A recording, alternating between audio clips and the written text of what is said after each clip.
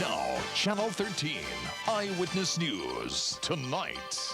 Good evening, everyone, and thank you for joining us. A fanatical, scripture-quoting religious leader who moved to Waco to await the end of the world, instead may be to blame tonight for the deaths of several federal agents. We've got a standoff that continues at this hour after two shootouts earlier today. A compound located 10 miles east of Waco in the community of Elk, which is where we join our Wayne Jolchefino and Debbie Johnson, who have been covering this unbelievable story. Wayne?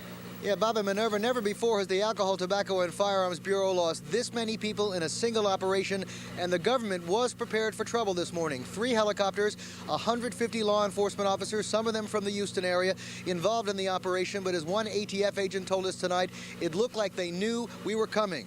Tonight, we are about a mile to the west of the compound where the standoff has entered its 13th hour. The Branch Davidians is an offshoot of the Seventh-day Adventist Church. They broke off from the church and moved out here from Los Angeles back in 1935. If you fly low over North Texas today, it's easy to pass right over the site of one of the most horrific events in recent American history.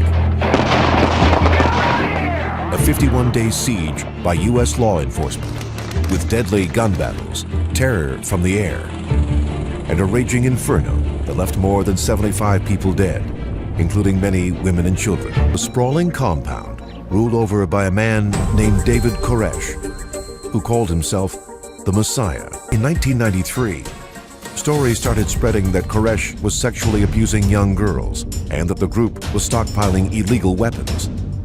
So the U.S. government decided to take action. On February 28, 1993, the Bureau of Alcohol, Tobacco, and Firearms raided the compound.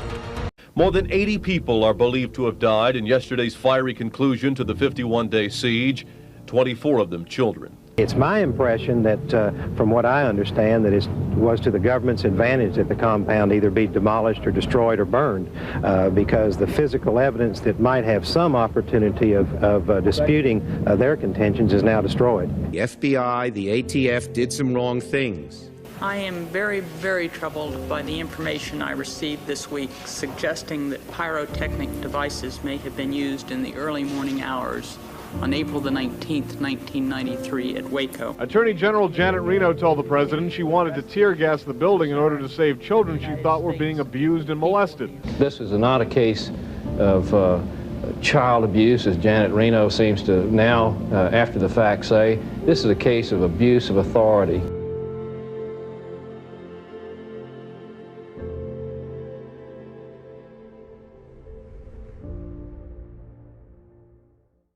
A 45-minute gun battle this morning took 5 lives. More than 150 ATF agents had come here armed with search and arrest warrants. It was not the correct decision. In the opinion of the agents, this was done for the purpose of publicity. The code name of this operation was Showtime. Is there a consideration to use psychological warfare? I don't know what psychological warfare is. We were lied to. Not one agent made a written report of it. That's highly irregular. It also had many omissions, distortions, and false statements.